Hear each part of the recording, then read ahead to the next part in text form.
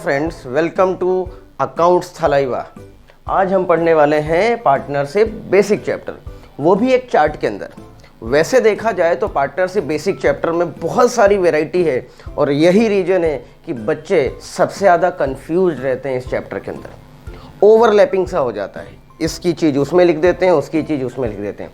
तो इसका सलूशन मैं आप लोगों के सामने लेकर के आया हूँ। तो आप सभी से रिक्वेस्ट है कि आप इस वीडियो को लास्ट तक देखें, फॉलो करें, इसका बेनिफिट उठाएं। तो चलिए आइए स्टार्ट करते हैं पार्टनरशिप बेसिक चैप्टर।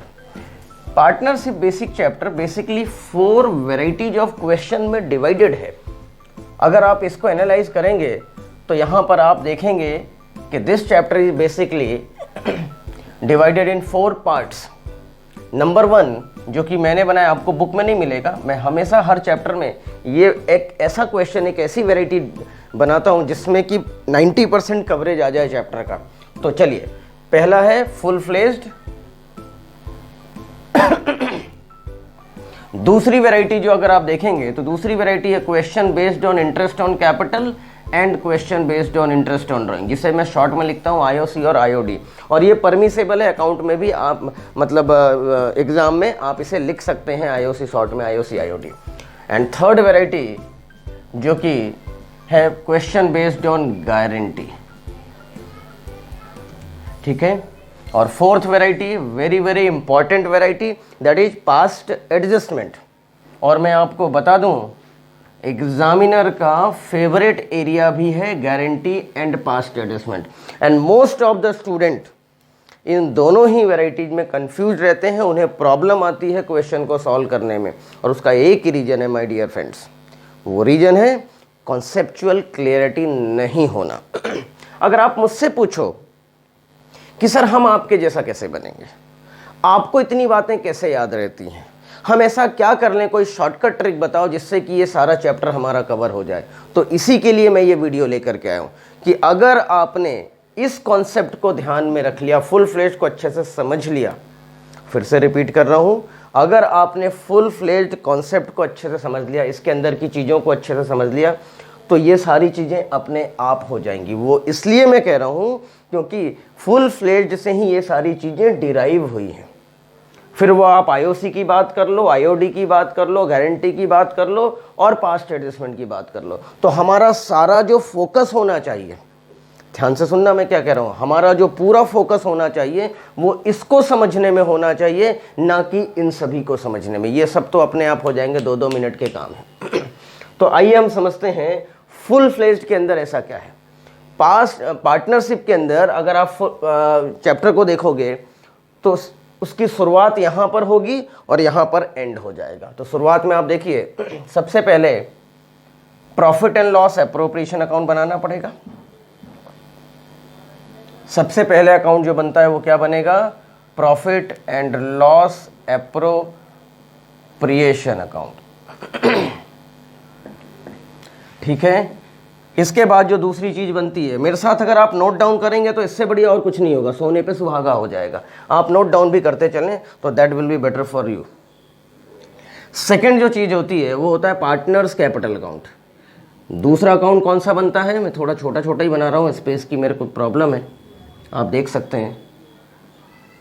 मुझे दिक्कत बस स्पेस की आती है, खुला मैदान चाहिए मुझे बैटिंग करने के लिए, विराट कोहली की तरह, ठीक है। और पब्लिक चाहिए, 2 चीज़ें, विराट कोहली की तरह खुला मैदान और पब्लिक। अगर ये 2 चीज़ मिल गई तो फिर तो 100 तो तय है। देखिए, दूसरा है पार्टनर्स कैपिटल अकाउंट, शॉर्ट में लिखा मैंने पार्टनर्स कैपिटल अकाउंट। अब पार्टनरशिप में 2 पार्टनर है, सपोज एक पार्टनर है एक्स, दूसरा पार्टनर है वाई, और तीसरा जो अकाउंट बने, अकाउंट नहीं कहेंगे इसे, तीसरी जो चीज़ बनेगी उसे कहेंगे बैलेंस शीट। तीसरी चीज़ जो बनेगी उसे क्या कहेंगे, बैलेंस शीट। ये इतनी चीज़ें यहाँ शुरू होगा, ध्यान से सुनना, फिर से रिपीट कर रहा हूँ। पार्टनरशिप बेसिक चैप्टर के अंदर आपको फुल फ्लेज्ड पे फोकस करना है और फुल फ्लेज्ड की शुरुआत होगी P&L एप्रोप्रिएशन से और एंड अंतिम सांसें ले लेगा वो बैलेंस शीट पर आकर के। अब ये P&L अप्रोप्रिएशन अकाउंट क्या होता है, थोड़ा सा हम समझते हैं कि profit and loss appropriation account क्या होता है।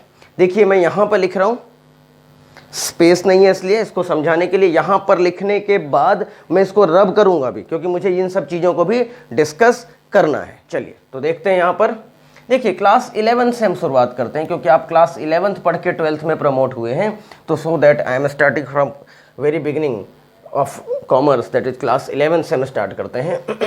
क्लास 11th में आपने फाइनल अकाउंट चैप्टर पढ़ा। फाइनल अकाउंट चैप्टर में आपने trading and profit and loss account बनाया। आपने बनाया या नहीं बनाया, yes. Trading and P&L account में आप देखिए, आप यहां पर लिखते थे जो भी आप लिखते थे, ओपनिंग स्टॉक है, परचेजेज है, डायरेक्ट एक्सपेंसेस हैं, सेल्स है, क्लोजिंग स्टॉक है, तो आपका ये आता था ग्रॉस प्रॉफिट। ठीक है, ये आपका ग्रॉस प्रॉफिट आता था। से मैं यहाँ पे अमाउंट ले लेता हूँ 60,000। इस 60,000 को आप यहां पर फॉरवर्ड करते थे बाय ग्रॉस प्रॉफिट 60,000, ये P&L अकाउंट है। और यहां पर दूसरे आप एक्सपेंसेस, इनडायरेक्ट नेचर के एक्सपेंसेस लिखते थे, सैलरी हो गया, रेंट हो गया, प्रिंटिंग एंड स्टेशनरी हो गया। वो सब लिखने के बाद मैं यहाँ शॉर्ट में लिख रहा हूँ इनडायरेक्ट एक्सपेंसेस से 10,000, और इसके बाद आपका जो रिमेनिंग अमाउंट होता था दैट इज 50,000, वो आपका प्रॉफिट होता था। ठीक है,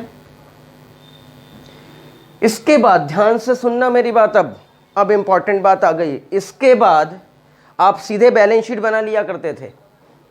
इसके बाद आप सीधे बैलेंस शीट बनाते थे। मैं भी बैलेंस शीट बना देता हूं। आप यहां पर बनाते थे बैलेंस शीट, बैलेंस शीट, और इस बैलेंस शीट में ये आपकी एसेट साइड है, ये आपकी लायबिलिटी साइड है। ये जो प्रॉफिट है ये आप कैपिटल में ऐड कर देते थे। ठीक है, और यहाँ पर आउटर फिगर आ जाता था, जो भी आपका कैपिटल होता था उसमें आप ये ऐड कर देते थे। मैं राइट कर रहा हूँ? बट ध्यान दीजिए, मैंने स्पेस जानबूझ के छोड़ा है।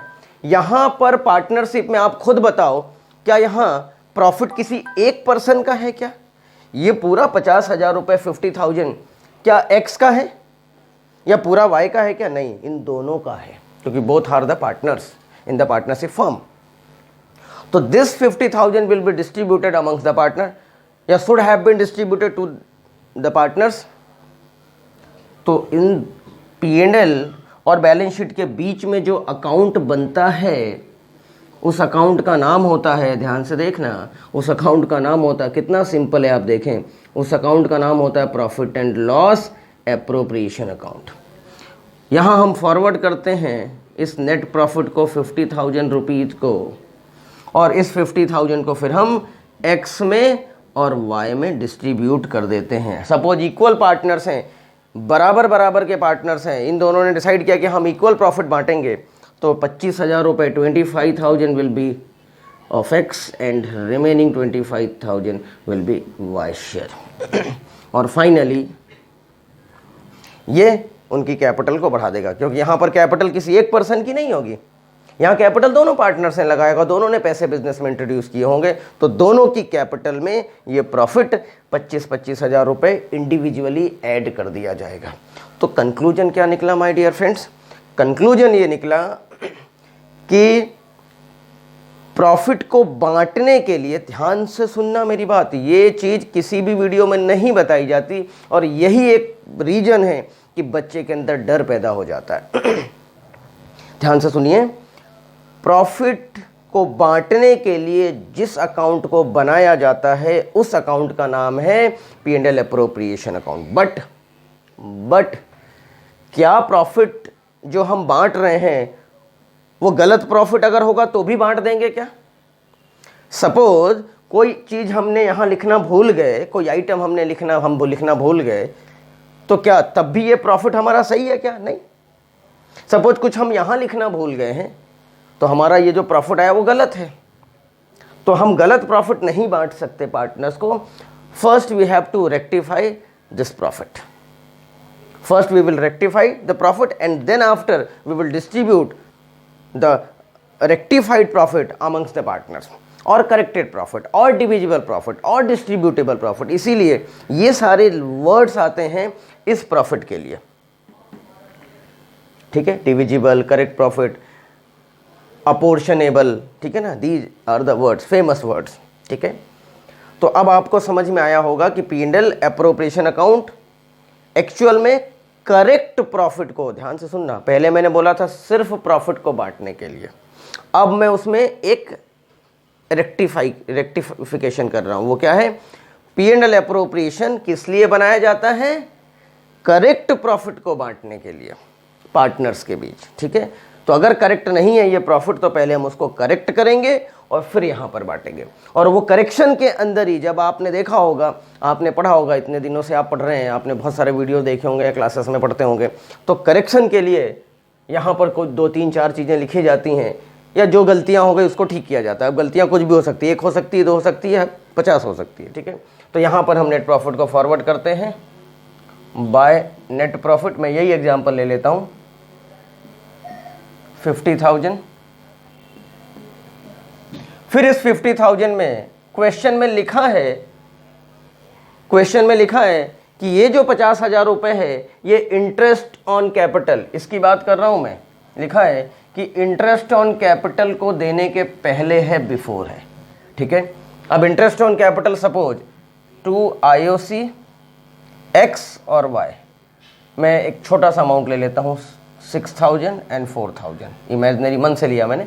60,000 कैपिटल रही होगी X की, Y की मैंने 40,000 लिया, 10% IOC का रेट ले लिया, ठीक है। तो ये हो गया 10,000। बस इतना ही लिखा था क्वेश्चन में। तो हमने क्या किया, अब इस 50,000 को करेक्ट कर दिया। ये 50,000 अब गलत प्रॉफिट नहीं रहा। अब इस 50 को हमने, जो गलती हो गई थी हमने उसको सुधार कर लिया, रेक्टिफाई कर दिया। Now this profit will be distributed amongst the partners capital account, ठीक है, in their profit sharing ratio। अभी हमारा प्रॉफिट शेयरिंग रेशियो क्या, इक्वल है। तो अब देखिए 50 में से हमने 10,000 माइनस किया तो 40,000 रिमेंड रहा। ये remaining profit will be distributed amongst there partner in their equal ratio, ठीक है। और दोनों तरफ की टोटल हो जाएगी 50,000। इसी तरीके से और भी कोई गलती कर दी है, सपोज IOD नहीं लिखा तो IOD लिख देंगे, टोटल लगा देंगे, माइनस कर देंगे और डिफरेंस फिर बांट देंगे। सपोज सैलरी नहीं लिखा, सपोज कमीशन की बात है, सपोज और भी कुछ आइटम है तो उसके बारे में लिख देंगे। रेमुनरेशन की बात है तो पहली मुद्दे की बात यह है कि हमें जो प्रॉफिट पार्टनर्स को बांटना है वो प्रॉफिट कैसा होना चाहिए माय डियर फ्रेंड्स, वो प्रॉफिट करेक्ट प्रॉफिट होना चाहिए, डिस्ट्रीब्यूटेबल प्रॉफिट होना चाहिए, डिविजिबल प्रॉफिट होना चाहिए, क्योंकि हम गलत प्रॉफिट पार्टनर्स को नहीं बांट सकते।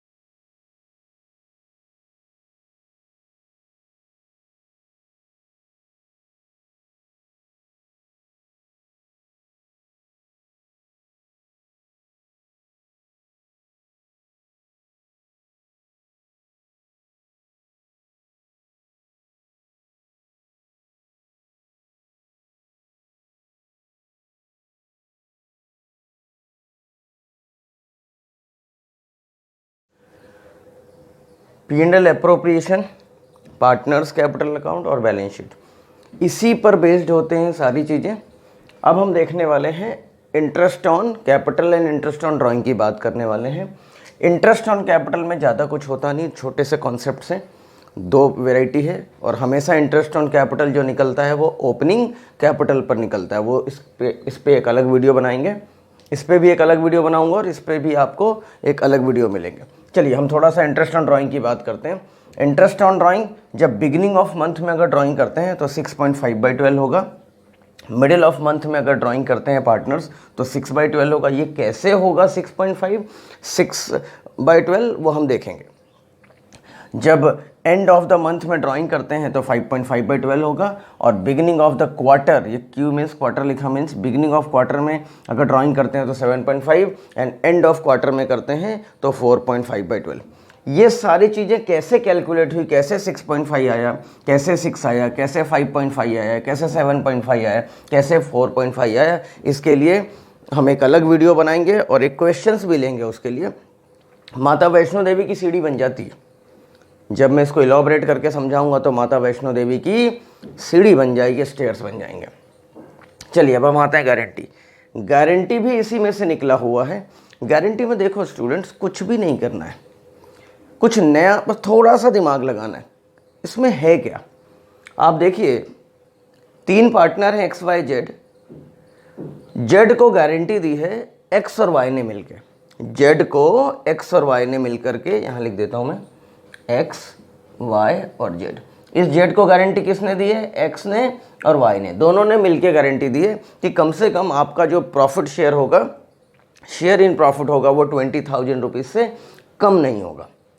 और जब हमने फाइनली इसको प्रॉफिट डिस्ट्रीब्यूट किया तो उसका शेयर आता है 18,000, मतलब उसको तो 2,000 रुपये कम मिल रहे हैं, डिफिशेंसी आ गई। तो this deficiency will be borne by the guarantors, और गारंटर्स यहाँ पे कौन है, एक्स और वाई है। इसीलिए मैंने इस 2,000 रुपीज़ को 5 to 3 में बांट दिया। बस ये जो काम करना होता है, यहाँ जो डिस्ट्रीब्यूशन दिखाना होता है, बाकी सारी चीज़ें वैसे ही होंगी, IOC लिखना, IOD लिखना और जो भी चीज़ें नहीं लिखी होंगी वो सारी जैसे P&L अप्रोप्रिएशन अकाउंट हम वहाँ बनाते थे फुल उसी तरीके से बनेगा।